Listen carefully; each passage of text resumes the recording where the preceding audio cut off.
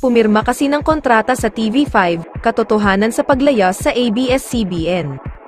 Nagsalita na ang kapamilya aktres na ipinakilala si Dimples Romana bilang bagong host ng kapatid morning show na Good Morning Kapatid. Mainit nga siyang winelcome ng TV5 bosses sa naganap na contract signing.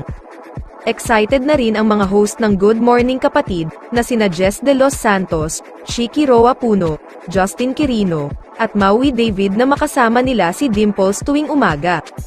Kahit na magkakaroon siya ng daily program sa TV5 ay mananatiling kapamilya si Dimples, mali ang akala ng iba na nilayasan na niya ang ABS-CBN.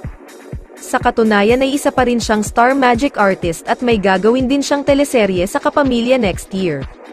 Samantala, pangarap pala ni Dimples ang maging broadcaster kaya na-excite na maging isa sa mga host ng Good Morning Kapatid. Kaya nang nalaman kong News 5 ito from Miss Lucci, I was so excited because I feel like it has come full circle, say ni Dimples sa media ko ng TV5.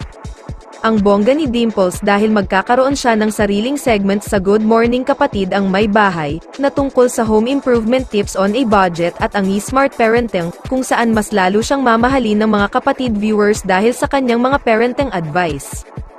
Mapapanood si Dimples sa TV5 mula Lunes hanggang Biyernes, 9 AM. Isa lamang si Dimples sa ilang talents ng Star Magic na binigyan ng basbas ng pamunuan ng ABS-CBN na magkaroon ng proyekto sa ibang estasyon, gaya nina Dominic Ochoa, John Arcilla, Kalad Karen, Michelle Vito, komedyante at direktor na si John Lapus, at news personalities na sina Gretchen Ho at Andre Felix. Mahigit 2 dekada na sa Kapamilya Network si Dimples. Gumawa siya ng ilang proyekto sa ilalim ng ABS-CBN na nagpalakas ng kanyang karera sa mga nakaraang taon. Opisyal na magiging bahagi ng Morning Kapatid show si Dimples simula November 13, nakaarawan din niya. Naniniwala ang aktres na mas yumayabong ang isang tao kapag inilagay sa ibang kapaligiran.